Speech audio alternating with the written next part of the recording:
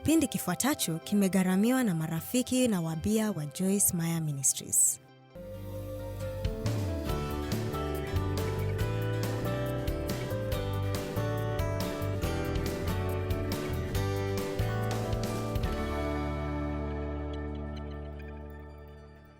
Nafundisha mfululizo wa mafunzo kwa jina taji la maua badala ya majivu. Nataka kuyafanya tena, na hiyo imethibitishwa na jinsi watu walivyoyapokea jana usiku. Niligundua watu wengi hawakufahamu kwamba Mungu angependa kuponya hisia zao zilizojeruhiwa. Tunapaswa kuacha kuwa na fikira kwamba kile ambacho Mungu anataka kufanya ni kutuepusha tu na jehanamu. Anataka tuwe na maisha mema ajabu. Na ikiwa hisia zako zimejeruhiwa vibaya, ikiwa una tabia nyingi za uraibu kwa ajili ya majeraha ya zamani ya kihisia, basi hutafurahia maisha yako. Na kitu kingine cha muhimu sana ni kwamba uhusiano wako na Mungu hautavutia watu wengi kiasi cha kuwafanya na wao pia watake kuwa na uhusiano naye. Tunapaswa kuwa watu imara, waliokomaa, walioponywa na walio wakamilifu. Acha niseme tena, tuwe watu imara waliokomaa, walioponywa, walio wakamilifu na wenye kusisimua. Na ikiwa tunaishi maisha ambayo Yesu alikufa ili tuyapate, ukweli ni kwamba haitatulazimu kuwapiga watu kwa Biblia vichwani. Wao wenyewe watakuwa na hamu ya kujua kuna kitu tofauti na wewe. Unawezaje kuwa na furaha hivyo? Ulipitia mambo hayo ukiwa mtoto na bado inawezekanaje? Na hiyo ndiyo tunahitaji. Ushuhuda wetu mkuu zaidi ni maisha yaliyopata uponyaji na yaliyo kamilifu. Kwa hivyo, na kama mjuavyo, pengine hamjui, huenda kuna wachache wasiojua, pengine watu wengine wanatazama kipindi hiki kwa mara ya kwanza leo. Nilidhulumiwa kimapenzi na babangu kwa karibu miaka 15 nafikiri. Mara kwa mara. Na hiyo iliathiri utu wangu vibaya. Utu wako ni mchanganyiko wa tabia ulizopewa na Mungu na mambo uliyopitia hasa katika miaka ya mwanzo ya maisha yako, lakini si lazima iwe tu katika miaka hiyo ya mwanzo ya maisha yako. Lakini sehemu kubwa ya utu wetu hukuzwa katika miaka michache ya kwanza ya maisha yetu. Watu wanahitaji upendo. Mungu alitumba ili tukubaliwe, sio tukataliwe. Ametuumba tuunganishwe na wengine, sio tutenganishwe na tutelekezwe. Tuna hitaji la Mungu ndani yetu, hitaji lilowekwa ndani yetu na Mungu la kutaka upendo, upendo usiokuwa na masharti, kukubaliwa kusikokuwa na masharti. Watu wasipopata hayo au watumiwe kwa njia isiyostahili, mambo mengi mabaya huanza kutokea. Wengi wetu hupitia uchungu maishani mwetu, na ghafla tunajipata tumekuwa watu wazima wenye uchungu uliorundikana ndani ya nafsi zetu, na tunatafuta jinsi ya kuishi katika jamii kwa kujifanya au kuvaa sura za furaha au kuficha uchungu wetu. Ukweli ni kwamba watu wengi sana wana huzuni ingawa wanajifanya kutabasamu, na mahusiano yao yanasambaratika. Ni sharti tujue sisi ni kina nani katika Kristo, la sivyo kinachotendeka huwa tunawekea watu ambao tuko na uhusiano nao mzigo mzito sana wa kutufanya tujihisi vizuri juu yetu wenyewe. Sasa nataka msikilize hili. Ikiwa hujipendi wewe mwenyewe na ikiwa hujui Mungu anakupenda, na ninaposema kujipenda wewe mwenyewe, sizungumzi kuwa na ubinafsi na kujifikiria wewe peke yako. Nazungumza kuhusu kuwa na uhusiano mzuri na nafsi yako. Hupigani vita na nafsi yako kila wakati, siko hivi, siko hivi, siko hivi, siko hivi. Sisi sote tuna upungufu, lakini pia tuna sifa nzuri. Tunapaswa kuzingatia zaidi upande wetu mzuri. Lakini ikiwa huna hakikisho kwamba unapendwa na kwamba uko sawa, huenda hujafikia ukamilifu, lakini uko sawa, uko njiani, basi daima utatazamia watu wengine wakufanye uwe na hisia nzuri kujihusu. Na hakuna kitu kinachoharibu uhusiano haraka kama hiyo, kwa sababu mtu huyo atajihisi anatumiwa na kudhibitiwa na kushinikizwa kila wakati, kumfanya mwenzake asiyejihisi yuko salama ajihisi yuko sawa. Na sasa ninaenda kuwafundisha juu ya nadharia ya kiuchumi. Nadharia hiyo itatuonyesha kile kinachotokea unapojua kwamba Mungu anakupenda, lakini waona anakupenda kwa misingi ya masharti kwamba lazima utimize, na uharibifu wote maishani mwako. Kisha nitawazungumzia kuhusu kile kinachotendeka ikiwa unajua kwamba Mungu anakupenda bila masharti. Ikiwa huo ndio msingi wa wewe ni nani, najua Mungu ananipenda bila masharti, na jinsi mtazamo huu hubadilisha kila kitu ukishaushikilia. Leo itakuwa ni kana kwamba mko hospitalini, itakuwa ni kana kwamba mumeenda kwa mwanasaikolojia au daktari wa akili, na mwingie ofisini mwake na mseme nimeharibika kabisa. Na baadhi yenu huenda mkasema huyo si mimi niko sawa kabisa. Sawa, nimefurahi mko sawa. Lakini acha niwaambie kitu, hata ikiwa uko sawa, huenda uko karibu na watu ambao wameharibika. Haya basi, tutasema tu kwamba uko sawa kabisa, lakini bado unapaswa kuwaelewa watu wengine walio duniani ambao wameharibika. Pengine naweza kusema kwamba wakati mimi na Dave tulifunga ndoa, mimi nilikuwa nimeharibika kabisa na yeye alikuwa sawa kabisa. Dave alikuwa na msingi mzuri sana katika neno la Mungu. Babake alikuwa mlevi na hata alifariki kwa ajili ya ulevi, kwa hivyo hakuwa na baba nyumbani, lakini mamake alikuwa mcha Mungu aliyehakikisha walienda kanisani na aliwafunza kanuni za Mungu na aliishi kulingana na kanuni hizo mbele ya mwanawe Dave. Kwa hivyo hilo ni jambo la kutia moyo kwa baadhi yenu ambao pengine ni mzazi mmoja tu anaonekana na akili nyumbani. Unaweza kushinda athari mbaya inayosababishwa na mtu mmoja kupitia maombi na kwa kuwa ushuhuda mzuri na mfano mzuri, kupitia kuwafunza watoto wako neno la Mungu. Neno la Mungu daima litashinda ushawishi mbaya ikiwa litafunzwa vizuri na litekelezwe kwa vitendo nyumbani. Si sawa hilo? Kwa hivyo hupaswi kuishi kwa hofu kifikiri, unajua watoto wangu wataharibika kwa sababu ya mtu huyu au yule. Wewe endelea tu kufanya kile kilicho sahihi na umwamini Mungu kwamba kuna nguvu katika neno lake na kanuni zake ambayo inaweza kushinda ubaya wowote ule. Lakini Dave alikutana na Mungu akiwa na umri mdogo, aliokoka akiwa bado mvulana mdogo. Alipokea Roho Mtakatifu kikamilifu maishani mwake akiwa miaka 18 na alijifunza neno sana, na kwa hivyo aliingia katika uhusiano wetu akiwa tayari kabisa kwangu. Huenda mewahi kunisikia nikisema hili. Mimi na Dave tulikuwa na date mara 5 tu kisha tukafunga ndoa. Sisemi mfanye hivyo, lakini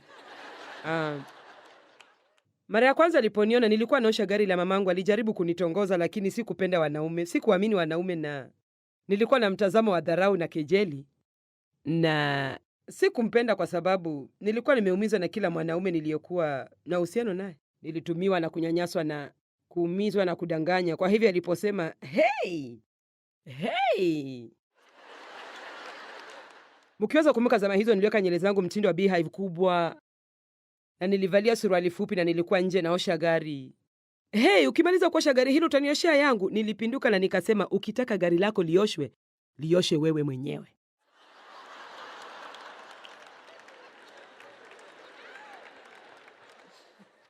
Na alisema, na nawaambia ukweli mtupu, alisema kitu nilichohisi moyoni mwangu ni huyo ndio msichana wangu.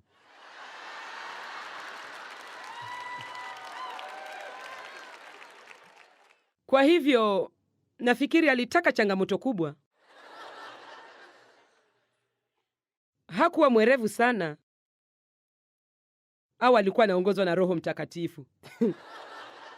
Basi tulikuwa na date 5 na akaomba tufunge ndoa. Na huwa napenda kusema kwamba huenda lilikuwa jambo nzuri alitaka tufunge ndoa, kwa sababu kama angetangamana na mimi kwa muda mrefu sana angeshikwa na hofu. Kwa sababu nilikuwa nimeharibika sana, utu wangu ulikuwa umeharibika. Lakini katika Isaya 61 nilipoanza kuchambua neno la Mungu kwa dhati, na sikufanya hivyo kwa miaka mingi kwa sababu nilikuwa mshirika katika kanisa kubwa ambalo lilikuwa na msingi mzuri sana wa wokovu, lakini sikujifunza mengi kuhusu jinsi ya kuishi maisha yangu ya kila siku au nilijifunza mambo kadhaa kuhusu jinsi ya kuishi maisha yangu ya kila siku, lakini si mengi kuhusu jinsi ya kushinda maisha yangu ya zamani. Na nilipokuwa mwanafunzi wa kweli wa neno la Mungu, na mnajua kuna tofauti kubwa kati ya kwenda kanisani Jumapili na kujifunza neno la Mungu. Wangapi kati yenu wanajua kuna tofauti kubwa kati ya vitu hivyo viwili? Kuna tofauti kubwa kati ya kuwasha kipindi changu cha runinga na kunisikiliza kila siku na kujifunza neno la Mungu.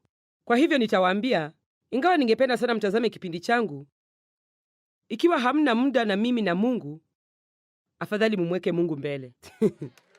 Amen. Kwa sababu hakuna kitu kilicho cha thamani kwenu kama muda wenu binafsi na Mungu. Nafikiri ni vizuri kutazama mtu kama mimi na mpate neno hilo. Mwandike mambo muhimu, kisha msome maandiko, myachambue nyinyi wenyewe. Tengeni muda wa chakula cha mchana wakati wote ule na mtafakari kile mlichojifunza. Msisubiri tu mtu mwingine awapakulie kila kitu.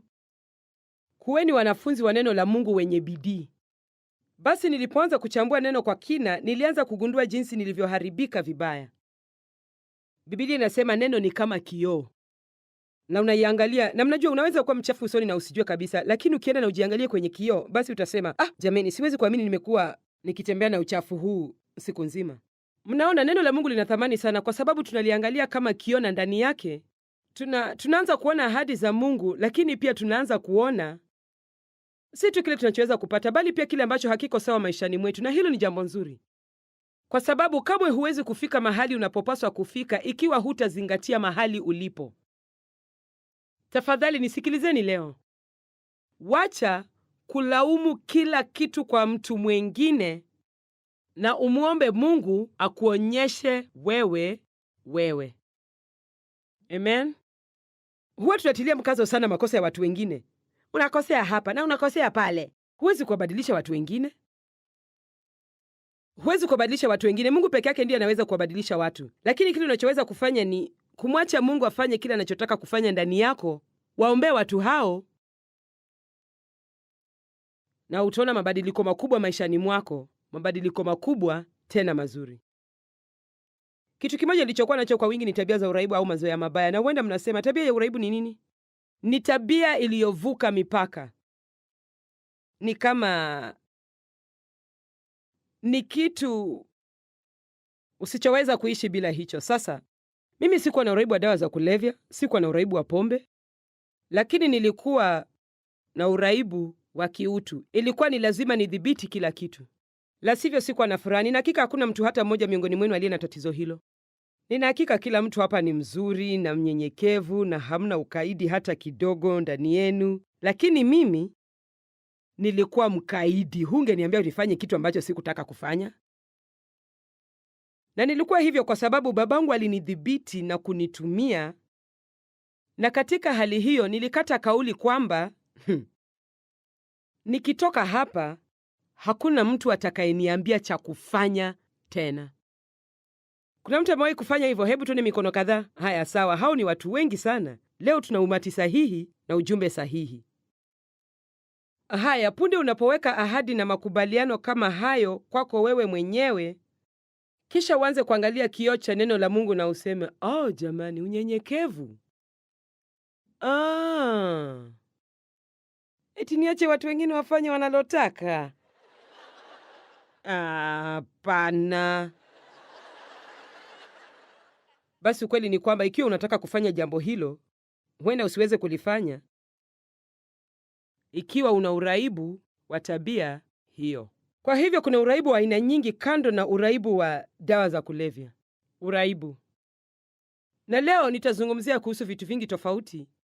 Natarajia kutakuwa na kitu kimoja au viwili ambavyo utasikia na useme, nina tatizo na hilo. Lakini Biblia inatufundisha kwamba Mungu atatupatia taji la maua badala ya majivu, mafuta ya furaha badala ya maombolezo, vazi la sifa badala ya roho nzito, ambayo itatufanya tuitwe miti ya haki iliyopandwa na Bwana ili atukuzwe. Lengo letu maishani si kufanya tunalotaka, ni kumtukuza Mungu. Hiyo ndiyo tunataka kufanya. Wacha niwaambie kitu, uzima wa milele ni kipindi kirefu sana cha muda. Hata siwezi kuelewa. Milele ni mpaka lini? Ni milele. Na kipindi cha muda tutakachoishi hapa, hata kama utaishi miaka 100, ni kama chembe moja ya changarawe katika fuo zote za bahari duniani. Kwa hivyo ni muhimu tulenge kumtumikia Mungu na mioyo yetu yote, na tutake kuishi maisha ya kumtukuza. Wagalatia 5:22 na 23 inatufunza kwamba tuna matunda ya Roho ndani yetu, na mojawapo ya matunda hayo ni kujidhibiti mwenyewe au kiasi. Si kudhibiti wengine, ni kiasi. Na ikiwa huelewi hiyo inamaanisha nini, inamaanisha Mungu ametupa uwezo wa kujidhibiti sisi wenyewe. Kwa hivyo kitu cha kwanza unachopaswa kufanya ikiwa unataka kuvunja uraibu wako wa mazoea mabaya ni kuacha kusema siwezi kudhibiti jambo hili. Hebu msiniangalie hivyo jamani. Mnaona hicho kitakuwa kijisababu. Unajua siwezi kujizuia, hilo ndilo tatizo langu. Nimefungwa, sina nidhamu yoyote. Ndio una nidhamu. Siwezi kujidhibiti. Ndio unaweza. Pengine hujajaribu kufanya hivyo sana, lakini unaweza. Matunda ya Roho yamewekwa ndani yetu yakiwa mbegu. Mbegu ya kila sifa ya Mungu huingia ndani yetu punde tunapompokea Kristo. Hebu tafakari hilo. Mbegu ya kila sifa ya Mungu huingia ndani yetu, ndani ya roho yetu punde tunapompokea Kristo. Mbegu huhitaji nini? Maji. Neno huitwa nini? Maji ya neno. Kwa hivyo kadri tunavyozidi kumimina mbegu hiyo maji ya neno la Mungu, ndivyo akili zetu zitazidi kufanywa upya, na ndivyo tutakavyozidi kuamini. Na Biblia inasema kwa kadri ya imani yako upate. Punde unapoamini kitu kikamilifu kabisa, shetani hana budi ila kukuondokea, kwa sababu kutakuwa na mabadiliko maishani mwako. Sasa kitu cha kwanza tunachopaswa kufanya ni kuamini kwamba tunacho kitu hicho kabla hatujakiona kikijitokeza maishani mwetu. Unakipata kwa ndani, kisha kinajitokeza kwa nje. Ni kuanzia ndani na kutoka nje. Ndiyo maana ni muhimu sana kuacha kusema siwezi kujidhibiti mwenyewe. Siwezi kujidhibiti mwenyewe. Wangapi kati yenu sema hivyo? Wangapi kati yenu wataacha kusema hivyo? Haya, sawa. Na ninapowaambia mkubali kitu fulani, sitaki kuona mkifanya hivi. Nikisema wangapi wanataka kitabu cha bure, mtasema Basi nikisema ni nani ana tatizo na jambo hili? Sasa hebu tuangazie maandiko haya, Wagalatia 5:22-23. Lakini tunda la Roho ni upendo, furaha, amani, uvumilivu. Uvumilivu unamaanisha tunaweza kustahimili hali za maisha. Utu wema, fadhili, uaminifu, upole na kiasi, kujidhibiti mwenyewe. Kila mtu aseme naweza kujidhibiti mwenyewe. Nidhamu ni neno lingine tunaloweza kutumia kumaanisha kujidhibiti mwenyewe. Nidhamu inamaanisha kufanya kile unachojua unapaswa kufanya hata usipojihisi unataka kukifanya. Kila unapokuwa tayari kufanya kile kilicho sahihi na umtegemee Mungu, neema yake huanza kufanya kazi maishani mwako na nakuwezesha kufanya jambo hilo. Ninaposema kwamba tunaweza kujidhibiti wenyewe, hiyo bado haimaanishi unaweza kufanya hivyo kwa uwezo wako mwenyewe, bali inamaanisha una uwezo wa kufanya sehemu yako ikiwa uko tayari. Usijaribu kufanya jambo lolote bila kusema Mungu nisaidie, siwezi kufanya hili bila wewe. Mungu nisaidie, siwezi kufanya hili bila wewe. Hata msiniulize mimi useme hivyo mara ngapi kila siku. Ni mara ngapi nimefanya kile ninachofanya asubuhi ya leo? Mara elfu na elfu na elfu. Nilianza siku yangu asubuhi ya leo kwa kusema Mungu nisaidie, siwezi kwenda huko na nifanye kazi yangu bila wewe. Na kuhitaji. Mojawapo ya sababu kwa nini hatuna ushindi maishani mwetu ni kwa sababu tunasikia mtu akituambia unapaswa kuwa hivi, vile au kitu kingine, na basi tunakimbia nyumbani na tunajaribu kufanya hivyo na tunamwacha Mungu nje. Ikiwa kuna kitu mnasikia nikisema leo na mnafikiri, ndiyo nahitaji hicho maishani mwangu, basi kitu cha kwanza nataka mfanye si kwenda nyumbani na kujaribu kukifanya. Nataka muende nyumbani na msome mengi zaidi kuhusu jambo hilo na mwanze kuomba, Mungu, najua haya ni mabadiliko yanayotakiwa kutokea maishani mwangu, lakini siwezi kuyaleta bila wewe. Huwa tunamheshimu Mungu tunapomtegemea. Bwana asipoijenga nyumba, waijengao wafanya kazi bure. Nidhamu ndicho kitu tulichonacho cha kutuwezesha kufanya yale tunayopaswa kufanya ili tupate vitu tunavyotaka. Umbali kati ya mahali tulipo na pale tunapotaka kufika, huwa pamejaa ile hali ya kufanya mambo tusiyotaka kufanya. Wangapi kati yenu wanataka kutoka kwenye madeni? Haya basi, mnapaswa kuacha kutumia pesa ambayo hampaswi kutumia. Ni sharti mwache kununua vitu msivyovihitaji. Kama ni hivyo basi, dada, naombea muujiza. Mungu tayari amekupa muujiza, unaitwa kujidhibiti mwenyewe. Ikiwa nataka uhuru ambao Yesu aliniahidi, basi nahitaji kutenga muda wa kuwa na yeye, nichambue neno na nikutane naye. Ni wazi kwamba kujidhibiti wenyewe kunamaanisha hatupaswi kudhibitiwa na watu wengine. Sasa watu walio na uchungu mwingi wa kihisia kwa kawaida hufanya kitu kimoja kati ya vitu viwili. Watawacha kila mtu awadhibiti kwa sababu wana hofu kubwa maishani mwao, au watataka kuwadhibiti watu wengine, na basi wanakuwa watu wa kuudhi sana na hawapendwi na watu. Tunapaswa kuchagua kuongozwa na Roho Mtakatifu. Nataka msikilize kile nitakachosema. Hiyo inamaanisha wazi kwamba ikiwa nitaongozwa na Roho Mtakatifu, si watu wote watakubaliana na maamuzi yangu.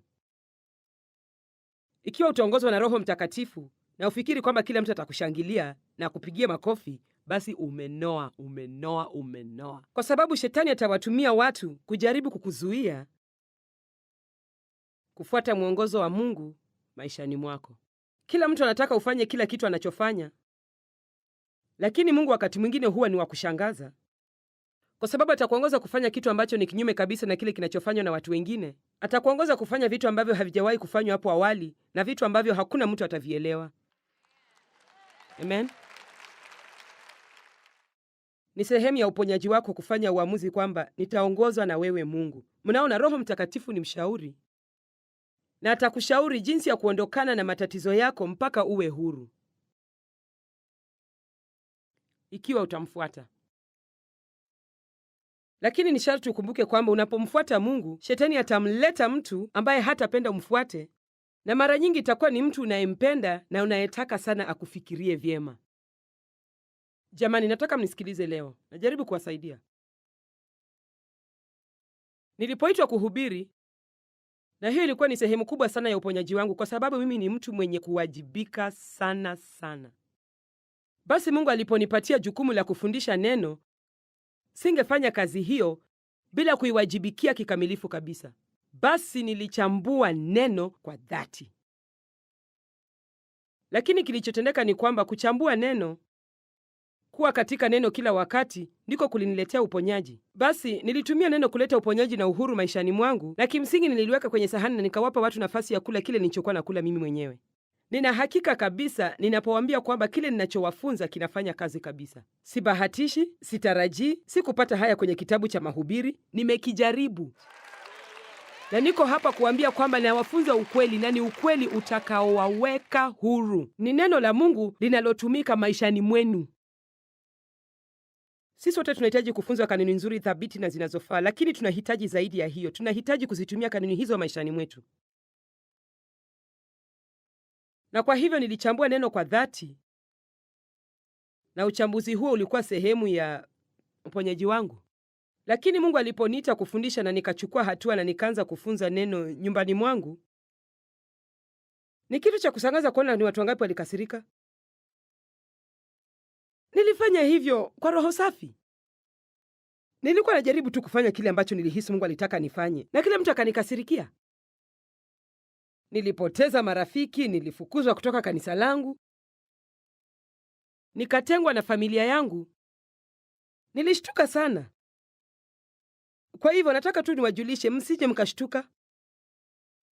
Ikiwa mtaanza kufanya kile mnachofikiria ni sahihi na watu wakose kuwashangilia na kuwapigia makofi, na wakati huo ndio watu wengi hugeuka na kuachana na kile ambacho wanaamini kabisa mioni mwao ndiyo mapenzi ya Mungu, na wanafuata watu.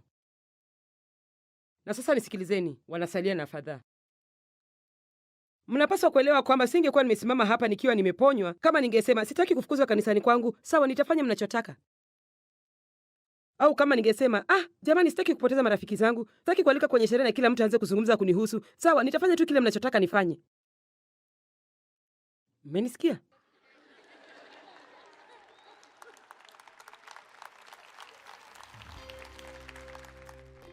Lakini msije mkafikiri nasema muwe na mtazamo wa ukaidi utakaofanya msisikize mtu yeyote.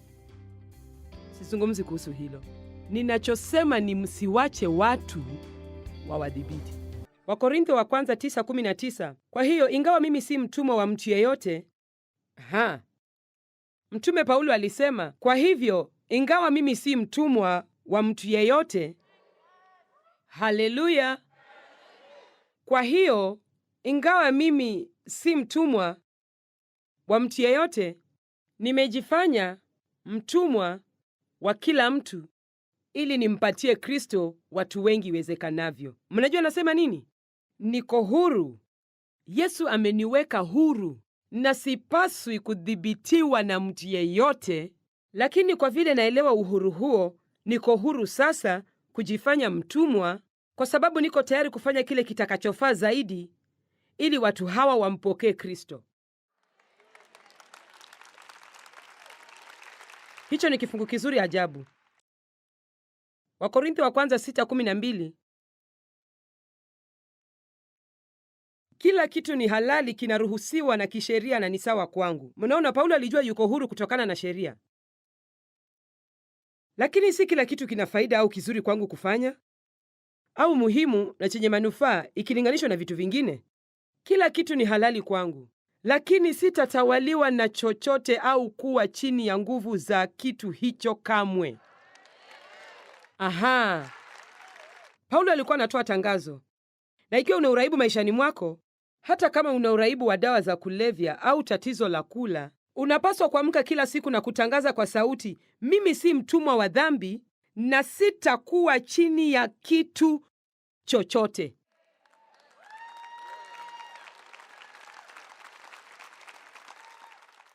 Sasa hili ndilo kosa tunalofanya. Tunataka kungoja mpaka tuone ikifanyika kabla hatujatangaza kwamba ni ukweli. Sasa ni vipi naweza sema niko huru ili hali ni dhahiri kwamba siko huru? Ni kwa sababu Mungu anasema uko huru.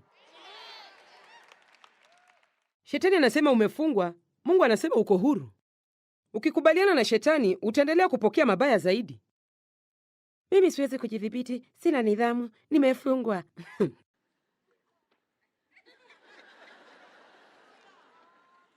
Nimefungwa jamani. Nimefungwa. Kama sitaweza kusahau maisha yangu ya zamani, nimefungwa kabisa. Nina uraibu.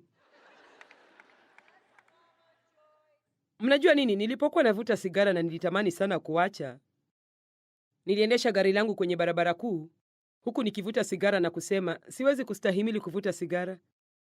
Sitaki kuvuta sigara, naacha kuvuta sigara.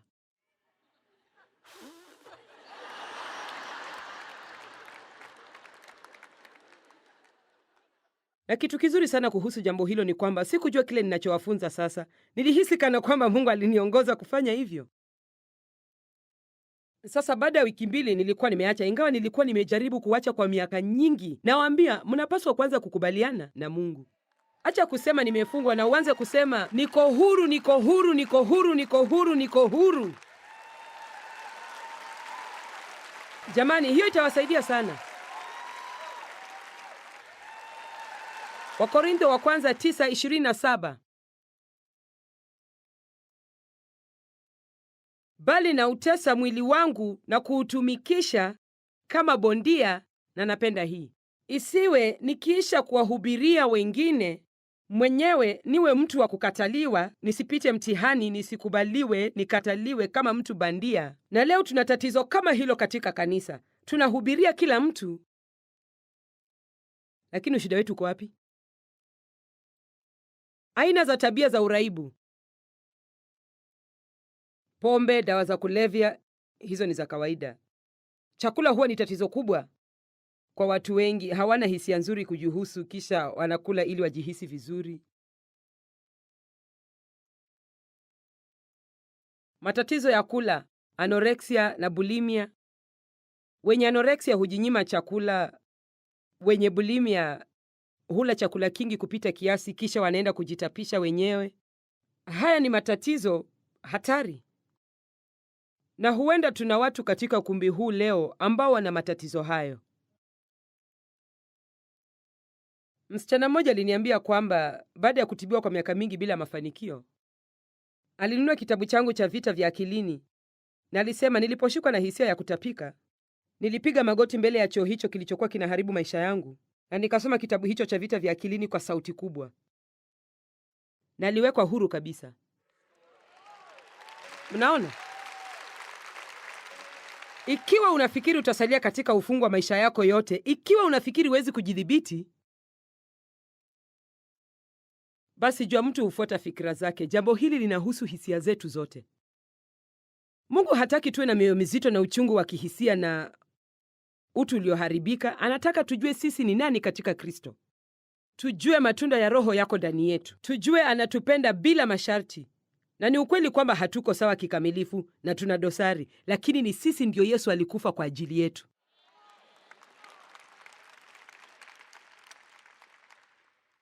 Inasemekana kwamba katika baadhi ya shule za kibinafsi za kitajiri, tatizo la anorexia limekithiri pakubwa, kwa sababu wanafunzi wengi wanatoka familia za kitajiri, na wazazi wao badala ya kuchukua muda wa kuwaonyesha watoto wao upendo, wanawanunulia chochote wanachotaka. Tunaishi nyakati hatari kwa sababu kila mtu ana shughuli. Nakumbuka nyakati ambapo maisha hayakuwa kama yalivyo sasa. Nimeishi kwa muda mimi. Nakumbuka wakati ambapo simu yetu ya nyumbani ilikuwa inatumiwa na familia nyingine 4. Ilikuwa ni nambari ya simu ya familia 4. Na ulipochukua simu na upate inatumika na mtu mwingine, ilikubidi ungoje mpaka amalize. Jamani, lakini sasa ukiwa eneo fulani kwa dakika 2 tu na usipate network ya simu ya mkononi, unaweza kufikiri dunia inaisha. Barabara hii na upuzi mwingi. Kila wakati nikipita hapa, siwezi kupiga simu. Nakumbuka nyakati ambapo ukiwa unaendesha gari na utake kupiga simu, ilikubidi usimame kando ya barabara na utafute simu ya umma. Watu wanawapa watoto wao muda wao, lakini sasa wanawapa pesa na vifaa vya elektroniki. Hebu niwaonye. Watoto wenu wanataka muwe nao zaidi kushinda vitu mnavyowanunulia.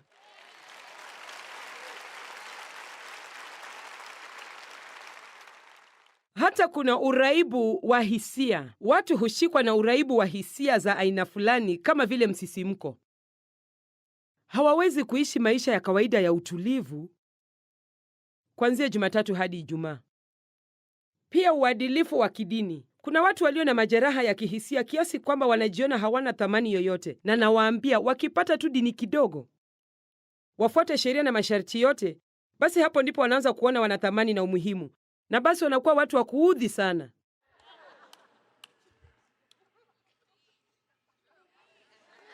Ikiwa wewe ni mmoja wao, achana na hayo. Nilikuwa mmoja wao. Nawaambia mimi ningekuwa Farisayo mkuu kama Roho Mtakatifu hangenizungumzia, kwa sababu nilijivunia sana matendo yangu mema na niliwadharau watu ambao hawakutenda matendo kama yangu. Nilifunga na kuomba.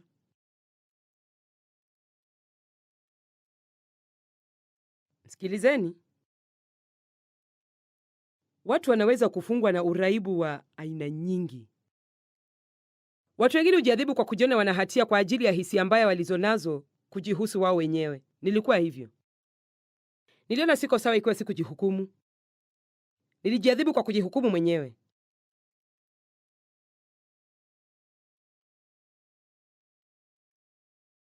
Watu wengine wana uraibu wa furaha. Daima wanatabasamu usoni.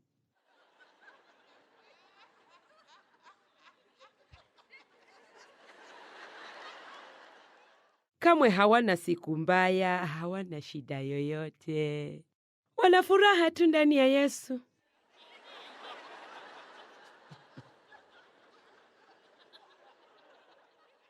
Na unawaangalia na unajiambia, jamani, mbona mwanishangaza hivi? Inawezekana kweli?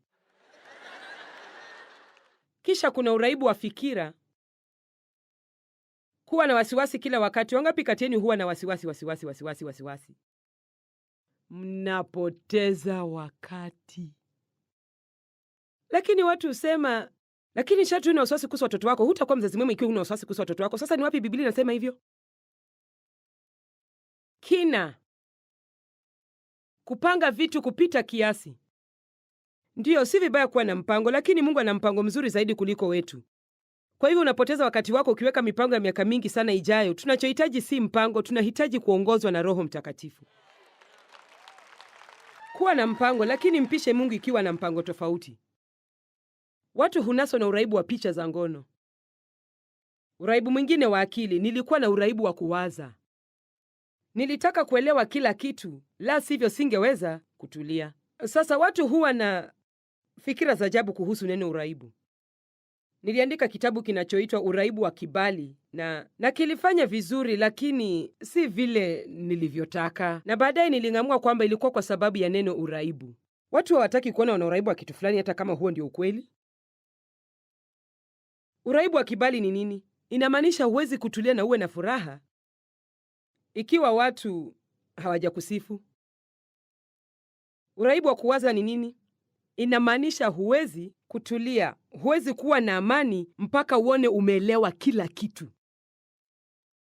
Jamani, kuna mtu mwingine na uraibu wa kuwaza? Sawa. Na je, uraibu wa kibali? Kuna watu wachache wasema kweli hapa, lakini wengine bado wanajificha. Je, uraibu wa kufanya vitu, huwezi kutulia.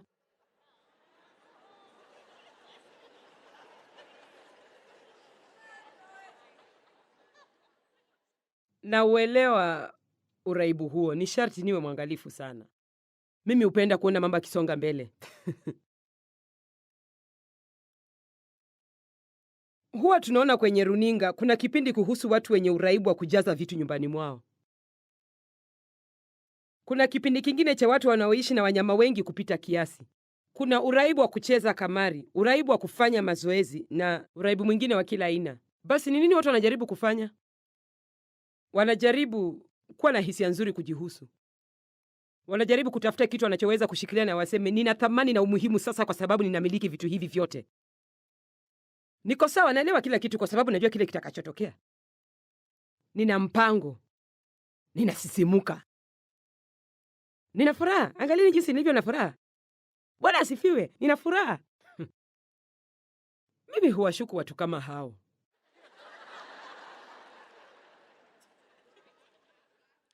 Watu wengine wana uraibu wa kujiona wao ni watu muhimu, na watafanya chochote wawezacho ili wajihisi wao ni watu muhimu. Huwa natatizika tukimwandika mtu kazi, kisha kitu cha kwanza anachotaka kujua ni cheo chake kitakuwa kipi. Wakati mwingine huwa nasema, nina kazi ya kufanya hapa. Basi unaweza kuendelea kukataa una uraibu wa aina fulani. Inaweza kuwa hasira mbaya, kutoweza kusikizana na watu, kujionea huruma, fadhaa, kuwaza kupita kiasi, kutoweza kupumzika, kufanya kazi kupita kiasi, chochote kile. Mwanamke mmoja alienda kumwona mchungaji wetu. Alisema, mchungaji, naolewa mara ya 7 wiki ijayo. Nataka uombe kwamba mwanaume huyu atanitunza vizuri.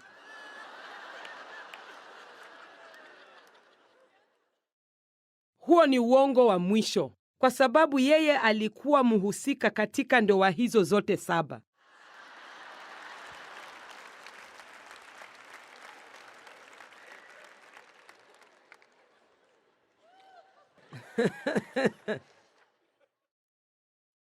Sasa Mungu anakupenda.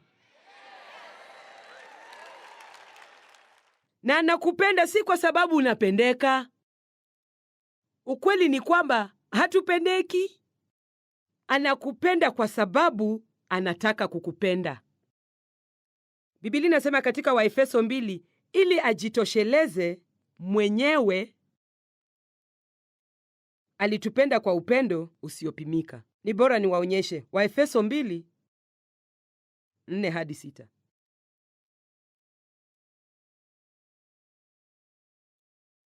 Lakini Mungu ambaye ana huruma nyingi, kwa sababu ya upendo wake mkuu, na ili auridhishe huo upendo wake mkuu wa ajabu na mwingi aliotupenda nao, ijapokuwa tulikuwa bado tumekufa, tumeuawa kiroho kwa sababu ya makosa yetu wenyewe, alitufanya tuwe hai pamoja na Kristo Yesu. Alitupa uzima ule ule wa Kristo mwenyewe, uzima ule ule ambao alimharakisha kwa huo Mmeokolewa, mmekombolewa kutokana na hukumu na kufanywa washiriki wa wokovu wa Kristo. Kwa neema, kibali na huruma ambazo hamukustahili, Mungu alitufufua pamoja na Kristo, akatufanya tukae, akatufanya tuketi naye pamoja naye katika makao ya mbinguni, tukiwa ndani yake Kristo.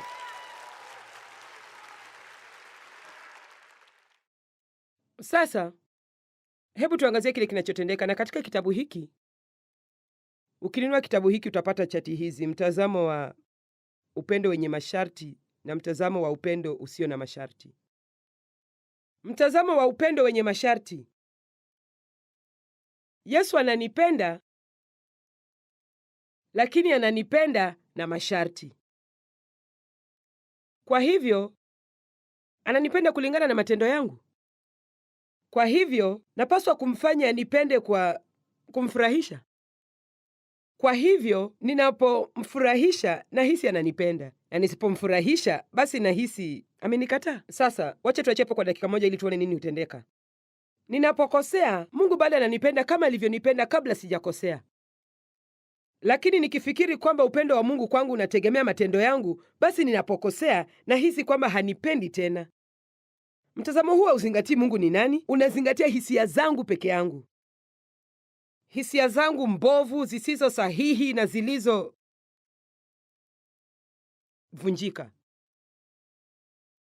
Je, unajua utanufaika vipi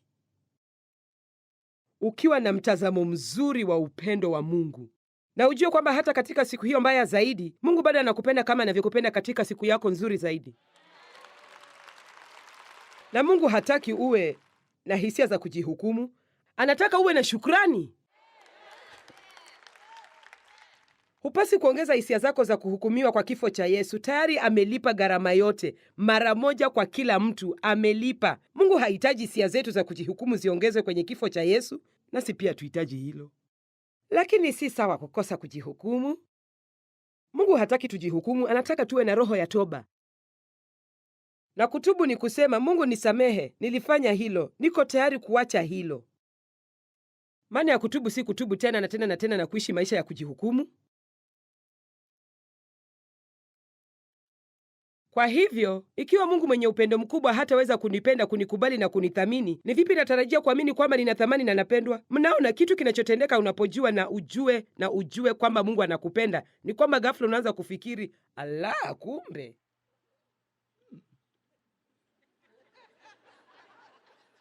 huenda nina thamani. Hebu fikirieni jinsi nilivyohisi vibaya kujihusu baada ya kunyanyaswa kimapenzi na babangu miaka hiyo yote, kwa sababu shetani alinidanganya kwamba nilikuwa na kasoro iliyomfanya ninyanyase hivyo. Kama ulikataliwa na wenzako shuleni, huenda hukuweza kuangalia na kuwaambia, mna shida nyinyi, mimi ni mtu mzuri kabisa, mnapaswa kunijua vyema zaidi. Hapana, huenda ulifikiri nini mbaya na mimi, basi pengine ulijaribu kuwa kama hao zaidi na ulijaribu kuwa kile ulifikiri unahitaji kuwa ili ukubaliwe kwa kundi lao. Na huwa tunapoteza utambulisho wetu wote na tunafikia mahali ambapo hata hatujui sisi ni nani, kwa sababu tunajaribu kuwafurahisha watu ambao hata hawatujali kabisa. Amen. Tunaishi maisha yetu kuwafanya wafurahi na hata hatujui wao ni kina nani. Huwa sipendi tamko hili. Unajua wanasema, jamani, hao ni akina nani? Kama huwezi kuniambia hao ni kina nani, basi usiniambie kile wanachosema.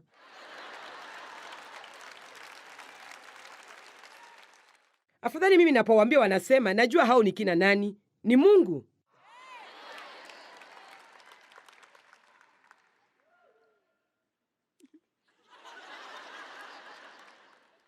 Kwa hivyo ikiwa siamini kwamba kimsingi mimi ni mtu anayependwa na mwenye thamani, basi sitaweza kuamini watu wengine wanaosema wananipenda. Nashuku sana kwamba mtu yote anayenitendea mema na mpango mbaya, kwa sababu mnaona ndani yangu kabisa siamini kwamba napendwa. Tayari nimeamini kwamba hutanipenda hata kabla hatujaanza kuwa na uhusiano, na kwa hivyo nakuwa na tabia za kuogofya. Na tabia hizo zikisha kufukuzwa, nathibitisha kwamba ni ukweli hunipendi kwa sababu umetoweka.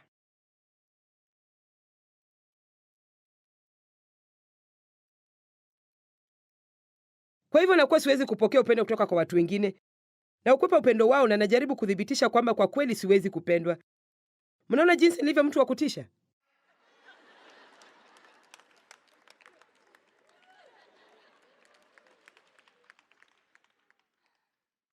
Naamini kwamba hatimaye watanikataa, na kwa hivyo wanafanya hivyo. Basi natumia vitu vya kidunia, pesa, cheo, mamlaka, hadhi, nguo, kuthibitisha kwangu mimi mwenyewe na kwa wengine kwamba nina thamani. Nina thamani kwa vile mimi ni daktari. Nani husema nina thamani kwa vile mimi ni mlinzi wa usiku?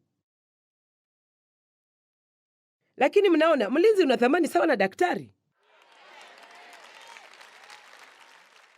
Watu waliokuja na kujitolea leo kutuwezesha tuwe na mkutano huu na kuhakikisha mambo yanaenda sawa, wana umuhimu sawa na mimi, na mnafikiri hapana. Ndiyo, ni kweli. Mbele ya Mungu wana umuhimu sawa na mimi. Huenda hawana umuhimu nilionao kwenu kwa wakati huu, lakini mbele ya Mungu wana umuhimu sawa na mimi. Mna umuhimu sawa mbele ya Mungu leo. Mna umuhimu sawa na wale wanaongoza nyimbo za ibada. Mbele ya Mungu mna umuhimu sawa na mtu mwingine yeyote aliye duniani. Anawapenda sawa na watu wengine kwa sababu anawapenda bila masharti.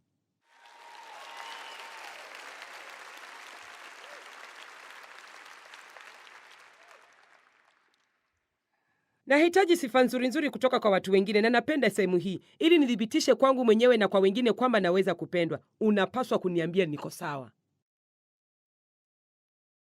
Kwa hivyo nahitaji sifa mpya kila siku ili niweze kuwa na siku ya hisia nzuri kujihusu mimi mwenyewe.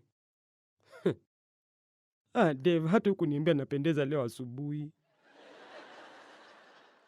Mimi hufurahi kwamba Dave huniambia napendeza. Hata hivyo naweza kwenda kujiangalia kwenye kioo nione kama niko sawa au la. Napenda kioo. Leo asubuhi nilisimama kwa upande na nikafikiri, wewe, si mbaya kwa mtu anayenusanusa miaka 70.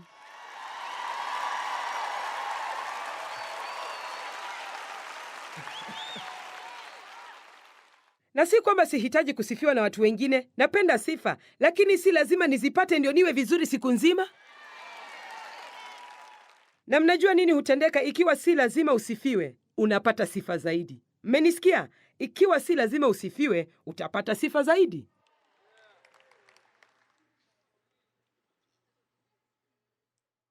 Kwa hivyo natazamia watu wengine wanipe kitu ambacho Mungu peke yake ndiye anaweza kunipatia, ambayo ni hisia ya kujithamini mwenyewe. Jamani. Kwa hivyo nawekea watu wanaonipenda mzigo wasioweza kubeba. Na wakera. Kama sitosheki na kile wanachonipa, siwaruhusu waniambie ukweli au wanikaripie. Na najifikiria mimi peke yangu na natarajia wao pia wanifikirie mimi tu. Kuna sehemu mbili nyingine. Kwa hivyo, kwa vile sijipendi, sitarajii watu wengine wanipende. Kwa nini mtu atake kujihusisha na kitu kisichokuwa na thamani thabiti? Kwa hivyo najaribu kuwafanya wanipende kupitia matendo yangu. Siwapatii watu chochote kwa ajili nawapenda, bali kwa ajili nataka wanipende. Mambo mengi ninayofanya ni kwa ajili ya mimi mwenyewe. Na kwa hivyo watu ninaosema nawapenda hawahisi upendo wangu, wanahisi nawachezea tu. Najaribu sana kuepuka kukataliwa badala ya kukuza uhusiano wenye upendo na wa kudumu. Sasa kama ningekuwa na muda lakini sina, ningepitia swala lile lingine la mtazamo wa upendo usio na masharti ambayo ni kinyume kabisa. Unaweza kusoma katika kitabu cha Taji la Maua badala ya Majivu. Nitapitia sentensi kadhaa.